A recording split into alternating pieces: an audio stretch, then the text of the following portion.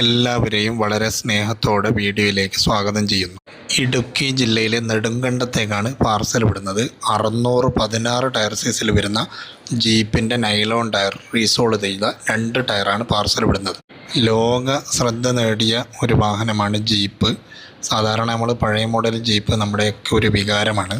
MRF, SEAT, Apollo, JK എന്നീ കേസുകളിലാണ് റീസോൾ ചെയ്യുന്നത്.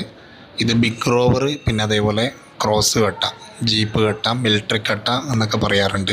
രണ്ടിലും നമുക്ക് അടിപൊളിയായി രാജകീയമായി നമുക്ക് വാഹനത്തിൻ്റെ മുമ്പിലും ബാക്കിലും ഇട്ട് ഓടാൻ പറ്റും.